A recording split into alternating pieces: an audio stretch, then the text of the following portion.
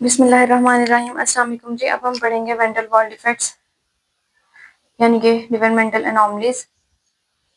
कोशिश करेंगे इसको जल्दी से जल्दी खत्म कर सकें। इसके लिए अच्छा जी, वेंट्रल वॉल डिफेक्ट्स के लिए हमें सबसे पहले अपना जो एमब्रियो का फर्स्ट ईयर का थोड़ा सा नॉलेज है वो रिफ्रेश करना पड़ेगा कि कैसे एमब्रियो पढ़ा होता है। अच्छा जी, अब ये इस तरह से है कि ये हमारे पास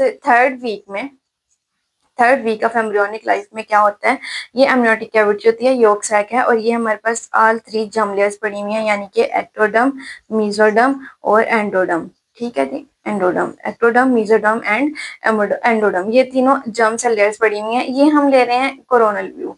ठीक है, अब ये कोरोनल व्यू में है और यहाँ से एम्ब्रियो की इस तरह से ना इसकी फोल्डिंग होनी होती है। ठीक है, किस तरह से फोल्डिंग होती है, कैसे फोल्डिंग होती है, हम देख लेते हैं। सबसे पहले ये इसका कोरोनल व्यू है। अब एक हम इसका बनाएंगे सैजिटल व्यू। ठीक है, सैजिटल व्यू में मैं आपको दिखाऊंगी कि ये हमारे पास एक्टोडर्म है। ठीक है, अच्छा जी, सैजिटल व्यू बना लेते हैं हम, जिसमें क्या आ जाता है, ये हमारे पास आ जाती है एक्टोडर्म। ठीक है, ये है हमारे पास मीजोडर्म, ये मीजोडर्म है, और ये इसके जो है ना ये स्प्लांकिंग मीजोडर्म है, और ये सेंटर में आ जाती है हमारे पास विस्ट्रल मीजोडर्म। ठीक है जी, और ये है हमारे पास एंडोडर्म। ठीक है जी, अब इसी तरह से ये इसके इर्द गिर्द यॉर्क सैक है, और ये जो है ना ये हमारे पास इस तरफ आ जाती है इसकी एमनियोटिक कैविटी। ठीक है जी, अब हमने इसको, ये है इसका सैजिटल व्यू। अब हमने देखना है कि इनकी फोल्डिंग कैसी होती है, कौन सा जो है हमारे पास रोस्ट्रल फोल्ड है, कौन सा हमारे पास जो है ना वो कॉर्डल फोल्ड है, लेटरल फोल्ड्स क्या होते हैं, इनको हम देख लेते हैं। सबसे पहले तो मैं आपको बताती चलूं कि ये जो है ये हमारे पास इसके लैटरल फोल्ड्स हैं। किस तरह से लैटरल फोल्ड्स हैं अभी आपको दिखाते हैं।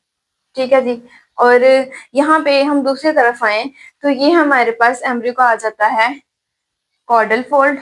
ठीक है जी, ये होता है हमारे पास इसका रोस्ट्रल फोल्ड। ठीक है, इसका यहाँ पे हार्ट पड़ा होता है। ठीक है जी, अब इस तरह की इसकी फोल्डिंग कैसे होनी होती है, उसके लिए हम एक पेपर लेते हैं और हम अज्यूम करते हैं कि ये हमारे पास एम्ब्रियो है। ठीक है, अच्छा जी, किस तरह से आ जाता है कि लेट सपोज ये पड़ा हुआ है, ये embryo with all it's 3 germ layers. ठीक है, एक्टोडर्म, मेसोडर्म और एंडोडर्म, ये हैं। हम इसको जब इस तरह से कोरोनल सेक्शन में काटते हैं तो ये उसका व्यू आ रहा है।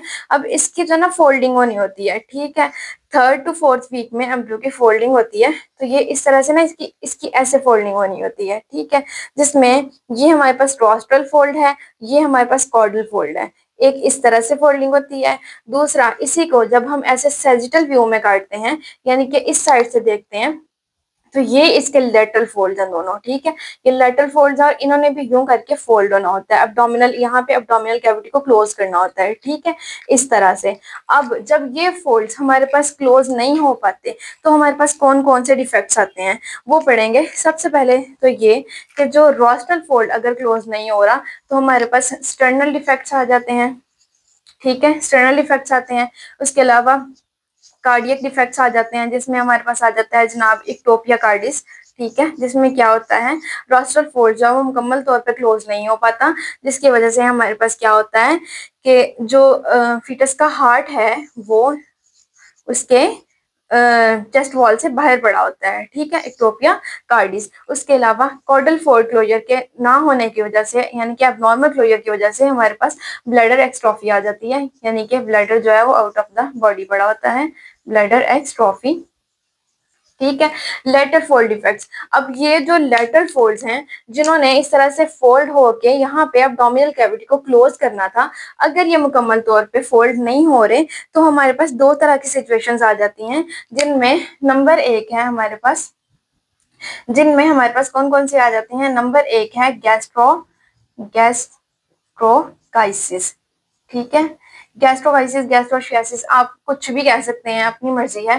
ठीक है, नंबर 2 पे आ जाता है ऑम्फेलोसील।